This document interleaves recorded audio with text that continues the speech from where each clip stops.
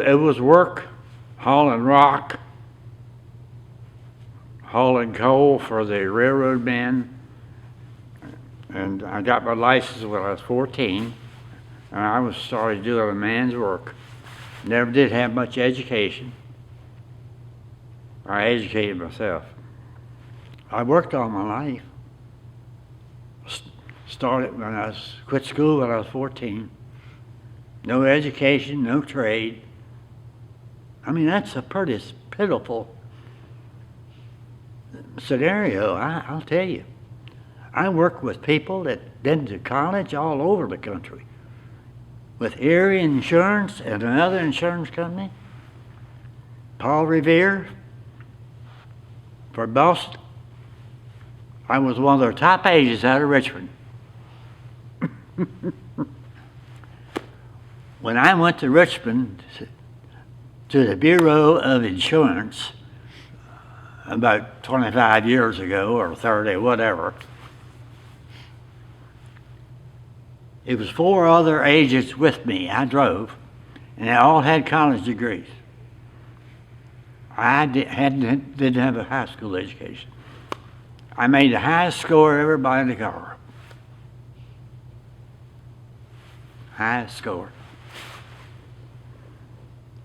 And I love the insurance business. I love to help people. So I got my walking papers from Uncle Sam on the 17th of February 1943. So I went through Morocco and Algeria and Tunisia. We landed in Palermo, Sicily. And they marched us out. I slept on the lava rock at the base of the Mount Etna volcano. That's the most active volcano in Europe today. So one night,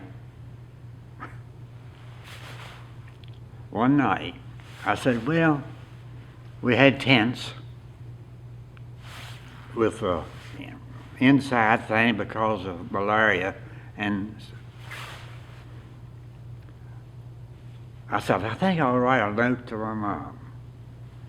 So I went in the tent, I got my pencil, paper, and had a candle burning, and I started writing and fell asleep. Burnt my inside net up. It didn't bother me too, but 19 years old, I didn't care too much about that, because I knew I was going to Europe anyway. So we were there a couple months.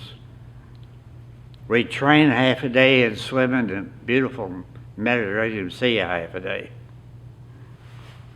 They wanted us to do that. On D+4, we landed on Omaha Beach. The first guy in front of me went head first, rifle, all underwater. I guess I was about like this. 19 years old. So we got off. We went on for a little while till we ran into the Germans. And it never worried me that much, although I did lay on a wet ground some nights and pray.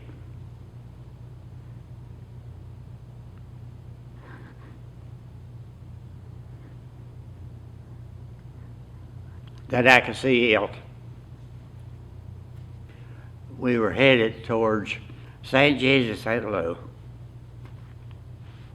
I can see that church steeple today at St. Lo. So we were going, and it wasn't no hard top roads, we were on these. So my best friend from Manassas was next to me, and we were heading towards St. Lo sometime that afternoon. And the Germans were shelling us with 88s. Horrible. Horrible sound. That and the screaming Mimi mortars would drive you up the wall. So anyway, all of a sudden, we had a tree burst. And got me right here, and here, and got him. And I was helped to look after him. I could still walk a little bit. So we had an aid station about as far as here down the intersection. So he and I ran down there, carrying all my stuff. So the first thing happened when we got there, there was 2 ambulances and 2 American medics. They made us, both of us had to give them our guns. I had to give him my beautiful P-38 and .45 and rifle, and put us in the ambulance with the German PWs.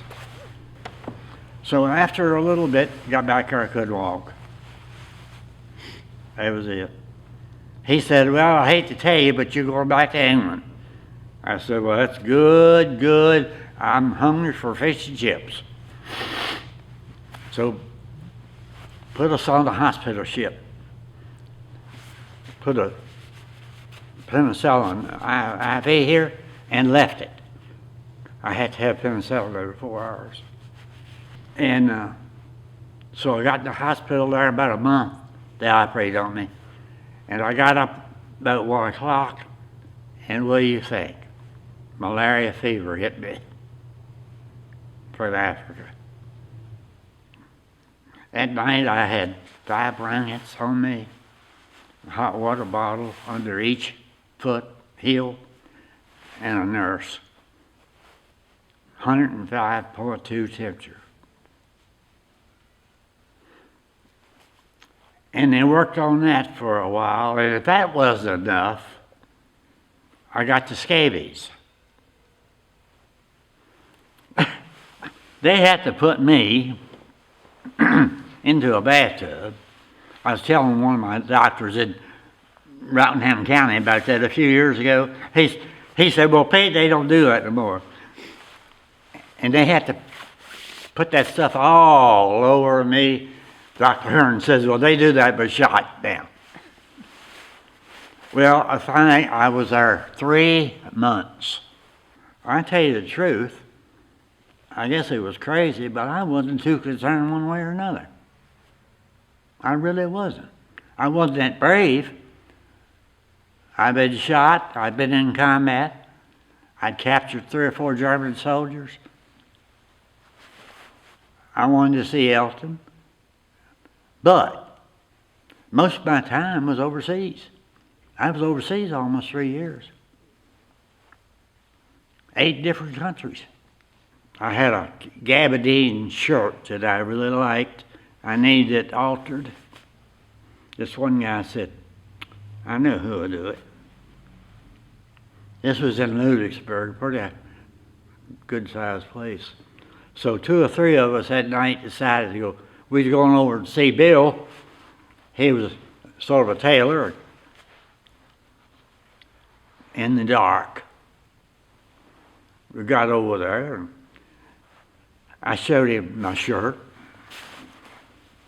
So it was a sofa, sort of a chair sofa there. I laid back and looked up, and he was a German captain. But that didn't bother us. It wasn't that you didn't care. It was just the idea you couldn't get up worrying yourself sick.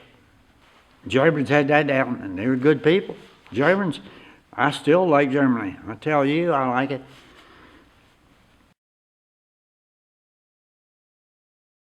So seeing your friends and helping people out and working in church, I remember,